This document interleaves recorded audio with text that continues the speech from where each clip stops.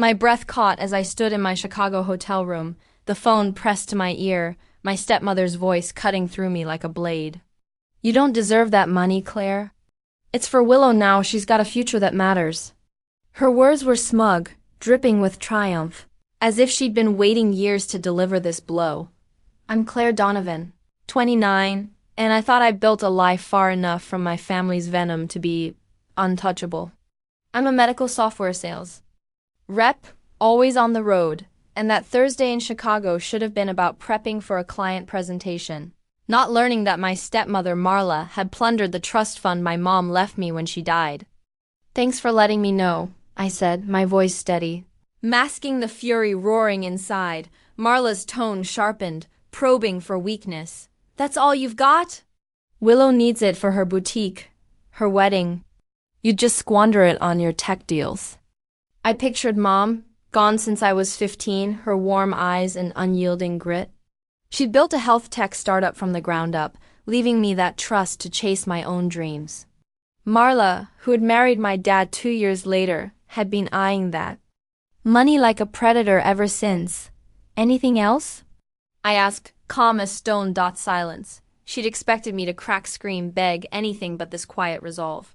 "You've always been a letdown," she hissed. "Willow's worth more than you'll ever be." I hung up, staring out at Chicago's glittering skyline, the wind rattling the hotel window. My hands trembled, not from fear but from clarity. 9 months ago, my mom's old lawyer, Mr. Kessler, had tipped me off about Marla's inquiries into the trust. We'd set up legal barricades, protections that made her theft not just wrong, but a prosecutable misstep. Marla thought she'd outplayed me. She was about to learn how wrong she was. Growing up in Seattle, life after Mom's cancer battle was like watching a home crumble. Dad, desperate to rebuild, married Marla when I was 17, bringing her daughter, Willow then 13, into our world. The air turned heavy, like a storm always looming. Mom's trust fund wasn't just money, it was her promise, her way of ensuring I'd have the freedom she'd fought for. Marla saw it as an injustice, a prize I didn't deserve. "Your mom would want us to be fair," she'd say, her smile tight. "We're family now." But we weren't, Marla showered Willow with praise, throwing lavish parties for her mediocre art projects or B- report cards. My scholarships, my coding. Camp awards? Barely a nod. Dad, lost in grief and his logistics job, let Marla spin her narrative. She'd murmur I was too focused, too independent, and he'd nod. Too tired to see her manipulation. The wake-up call hit at my college graduation. I'd graduated with honors, landed a top sales job, all while bartending to cover costs. Dad didn't show Willow had a stomach flu. "She needs her dad," Marla insisted. That's when I knew no achievement would ever make me their equal. I moved out, built my career, and left the trust untouched, not from hesitation, but because accessing it meant tangling with Marla's schemes. 9 months ago, Mr. Kessler's call changed everything. "Marla's been asking about the trust." He said she's digging for access. We fortified it, new security measures, every transaction monitored. I wasn't that grieving teen anymore.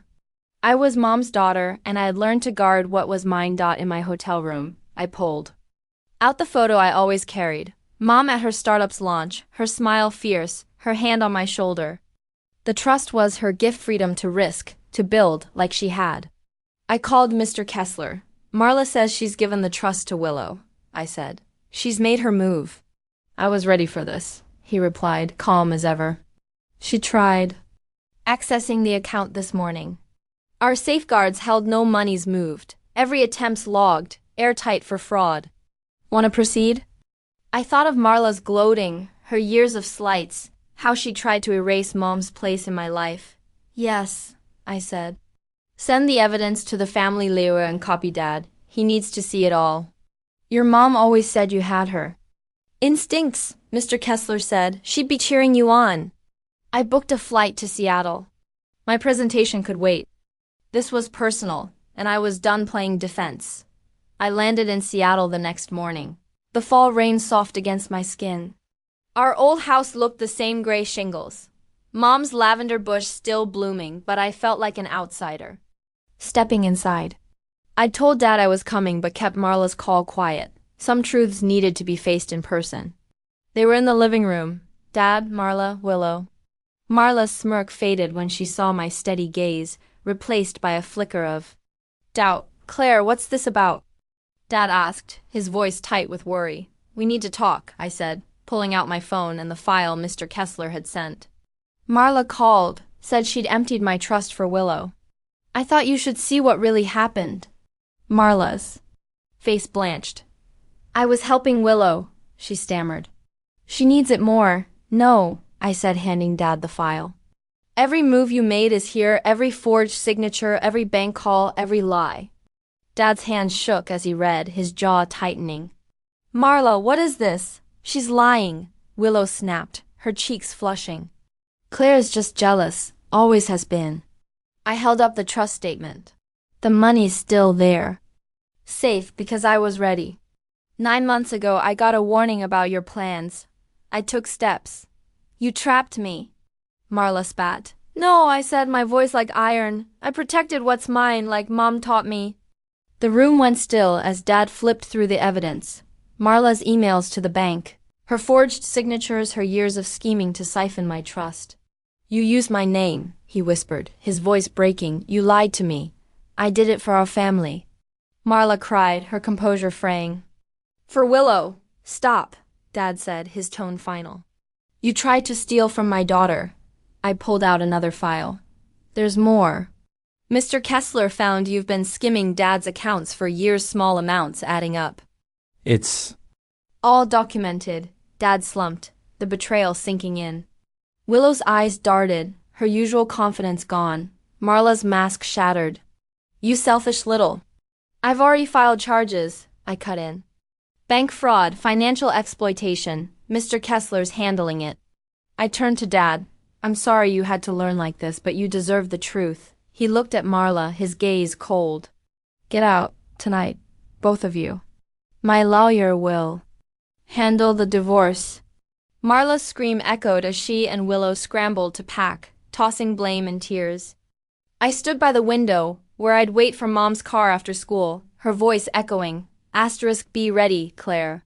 No one can take what's yours unless you let them. The weeks that followed were raw but healing. Dad and I sat in the kitchen, Mom's old recipe tin still on the counter, and truly talked for the first time in years. I failed you, he said, staring at his coffee. After your mom died, I was so lost I didn't see Marla's game. We both missed things. I said, I should have spoken up, but I needed proof. I needed you to believe me. The legal process moved fast. Marla faced charges for attempted fraud and financial exploitation. She tried to play the victim, claiming she was balancing things for Willow, but the evidence was ironclad. Years of calculated moves to access my trust, plus Dad's accounts. Willow emailed me, swearing she didn't know Marla's full plan.